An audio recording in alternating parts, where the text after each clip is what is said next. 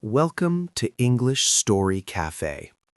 Today, we will explore the secret architecture of learning English not as a chore, but as an adventure into a new self. Imagine, for a moment, that English isn't a textbook or a grammar exercise or a list of irregular verbs. Imagine it's a vast, bustling city, a metropolis built not of stone and steel, but of sounds and meanings.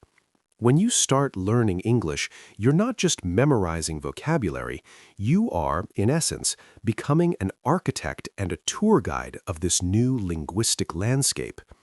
You are building a new mental neighborhood where thoughts can be expressed in a profoundly different way.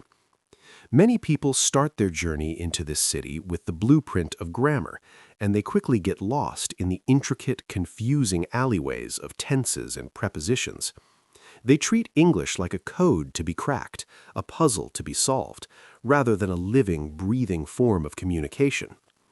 That's where the joy, the initial enthusiasm, often evaporates. The true secret to success, the real architecture of effective learning, lies in shifting your focus from perfection to communication, from study to immersion. Think back to how you learned your first language, your mother tongue. You didn't start with a grammar book. You started with a cry, a gurgle, a single word, mama, dada, repeated, often incorrectly, but always with a powerful intention to connect. You were an apprentice of sound, a mimic.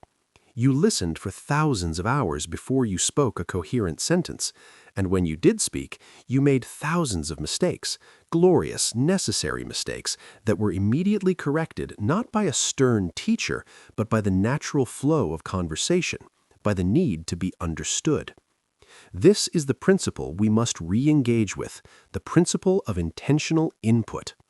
The single most powerful factor in accelerating your English journey is the sheer volume of exposure you allow yourself. Not just studying English, but living with it. Your mind is an incredible machine, a pattern recognition genius. If you feed it enough examples of natural English through podcasts, movies, YouTube, books, it will, subconsciously, begin to deduce the rules. It will start to feel the rhythm of the language. The challenge is making this input enjoyable. If you force yourself to read dry academic texts, you're training your brain to associate English with boredom. Instead, you must find content that you would genuinely consume even if it wasn't in English. Are you obsessed with cooking? Watch English language cooking shows. Are you fascinated by history? Listen to history podcasts. Do you love mysteries? Read English crime novels. By pairing the new language with an existing passion, you trick your brain into enjoying the work. The focus moves from "I must learn this word" to "I must understand what happens next."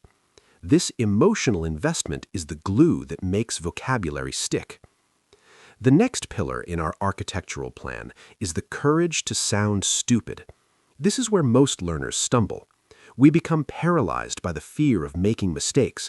We wait until we have a perfect sentence constructed in our minds before we dare to open our mouths. But speaking is a muscle, and like any muscle, it atrophies without use. You must exercise it, even if the initial movements are clumsy. An error in pronunciation, a wrong tense, a misplaced article, these are not failures, they are feedback mechanisms. They are small flags popping up that tell you precisely where you need to adjust your focus. When a native speaker corrects you, or better yet, when they misunderstand you, that moment of conversational friction etches the correct usage deeper into your memory than any flashcard ever could. Think of it this way. Your proficiency level is not defined by how many words you know, but by how many opportunities you take to use them. Start small. Talk to yourself in English. Narrate your daily life in your head. I am walking to the kitchen. I need to make coffee. The water is boiling. Then move to low-stakes environments. Find a language partner online. Join a casual conversation group, or even just order your coffee in English if you can. The goal isn't to give a perfect speech. The goal is simply to keep the channel open, to keep the flow moving. One of the most profound shifts happens when you move from translating from your native language into English to beginning to think directly in English. This is the moment the new linguistic city truly becomes your home. Translation is a necessary scaffolding at the beginning, but eventually you need to kick the scaffolding away. When you translate, you are forced to process the idea through two separate structures, the structure of your native tongue and the structure of English. This creates delays, awkward phrasing, and mental fatigue. To start thinking in English, try the inner monologue challenge. For just 5 minutes a day, forbid yourself from using your native language in your head. Look at an object, say a book, and describe it only in English. This book is red. It is heavy. I read this last year. The plot was interesting. This simple, focused practice forces your brain to create direct connections between the concept, the color red, and the English word red, bypassing the mother tongue altogether. Over time, you'll find that when you need to express an idea, the English sentence is just there. It appears whole. Let's talk about the dreaded topic of vocabulary.